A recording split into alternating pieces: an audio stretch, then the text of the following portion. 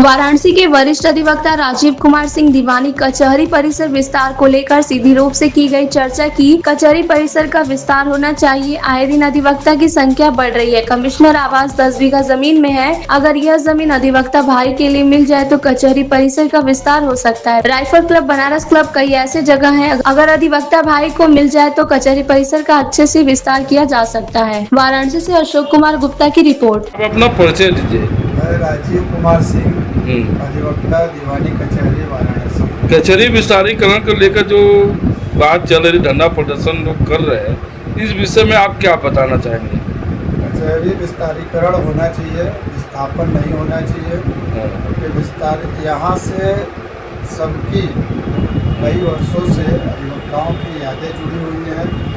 दूसरी चीज़ है कि ये सिटी के सेंटर हार्ट में है। इसमें महिला अधिवक्ता, महिला वादकारी या सबको आने जाने की सारे संसाधन मौजूद हैं।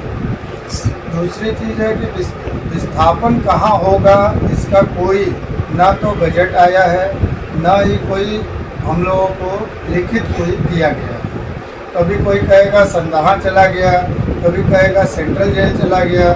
संदहा में हम गए, देखे तो वहाँ उजाड़ खंड झाड़खंड पड़ा हुआ है। सेंट्रल जेल में जब जेल के लोग हटे नहीं, इंफ्रास्ट्रक्चर बना नहीं, हम कहाँ जाएंगे? इसलिए विस्तारीकरण ही सबसे इजी तरीका है। विस्तारीकरण में एक 9 मंजिला बिल्डिंग बना, उसमें कितने जजेज आ गए। सारे काम बहुत ही सुचारू रूप से चल रहे हैं, सारे ऑफिसेज बहुत बढ़िया है।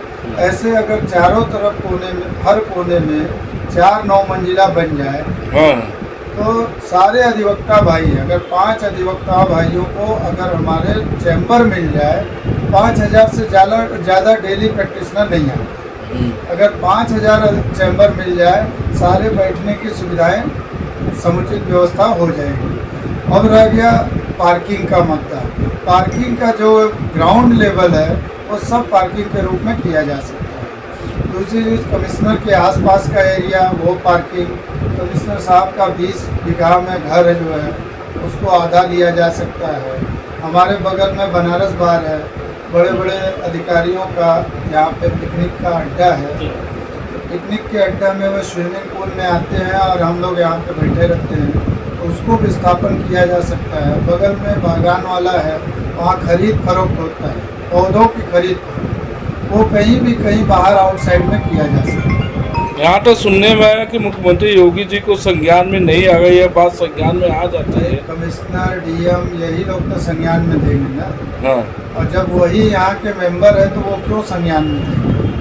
बनारस जो कचहरी है ये भारत का, हमारे बनारस की सबसे महंगी ज़मीन है। इस पे इन लोगों की नज़र है कि अधिवक्ता निरीह प्राणी है, इसको हटाया जाए और अधिवक्ता को हटा करके इस महंगी ज़मीन को हम लोग कब्जा करके अपने हिसाब से यूज करें। अधिवक्ता भाई जो न्याय दिलाते हैं, अधिवक्ता के साथ न्याय नहीं होगा तो न्याय किस पर भरोसा किया जाए? अधिवक्ता ने बहुत बड़ी बड़ी लड़ाई लड़ी है।